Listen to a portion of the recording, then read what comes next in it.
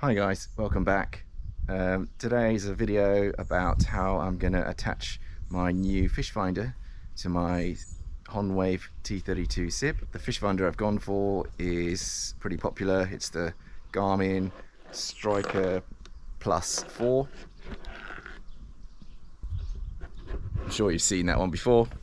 Plenty of YouTube videos out there about how to use it.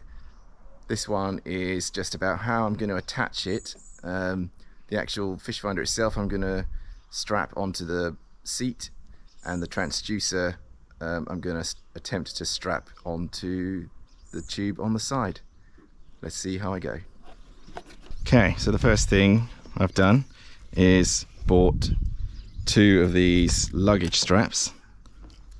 Pretty basic luggage straps that I've used the big cable tie that came with the transducer. Just cable tied that onto the bottom of the transducer.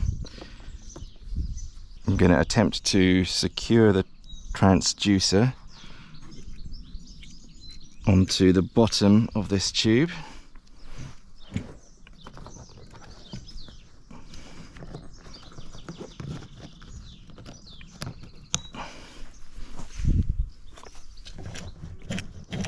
I want it to sit nice and flush underneath. Get the positioning right, then we can tighten it up. This cable will come back up through there. I think that'll be good. Let's see how it tightens.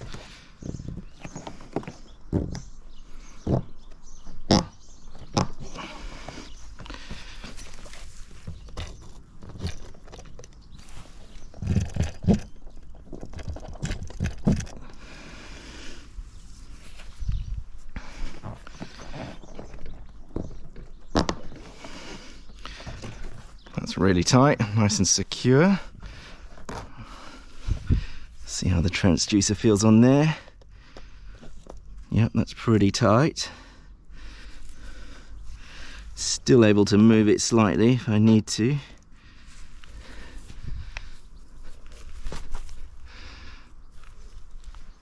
I think that could be good. I'll just unplug this cable, route it back through this handle.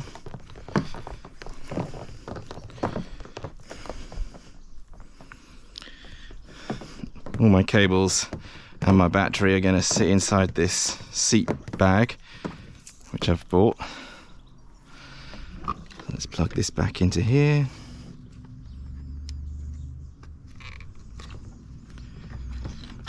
Okay, could be good, nothing's in the way. I might tidy this loose strap up. I haven't inflated to full pressure either, so on the day that I do go out, once I've inflated that extra bit more, that'll just add a bit more tension, keep everything locked into place. Now for the actual fish finder itself, again I've just used the same kind of luggage strap, wrapped it around a few times. The idea for this is when it's locked into place, that'll sit pretty tight on there, and I can still move it around if I need to.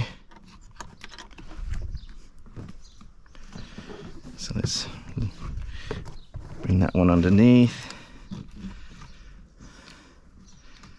clip that onto there, tighten it up.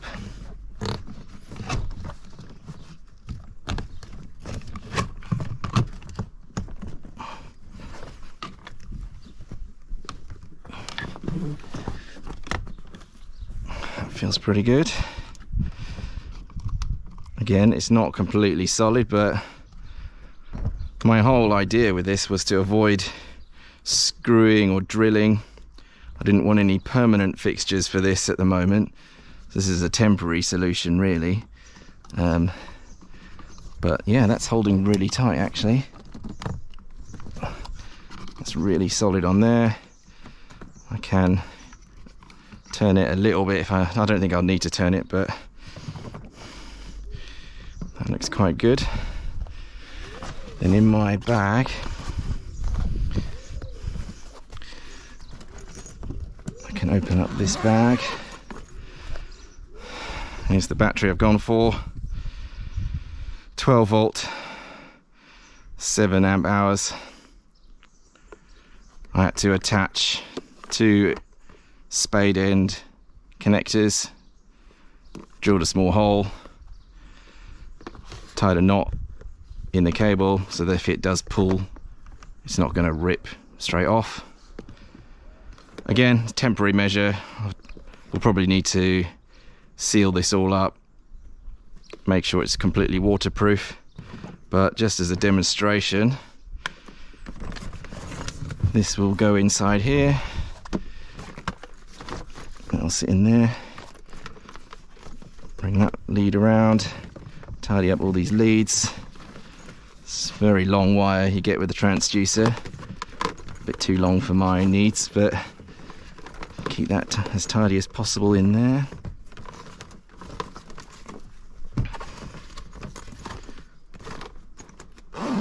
Might have been a better idea to flip the bag round actually. But anyway, let's put all my leads in here. Close the bag up.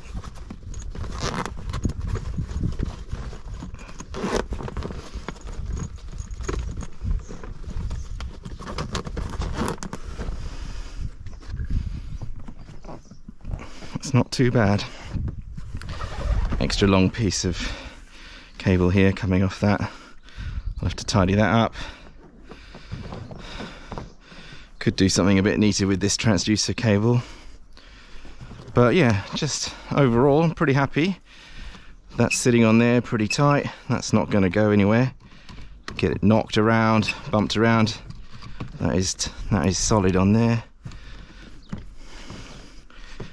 And the transducer, that is pretty tight on there too. Could have perhaps been slightly tighter,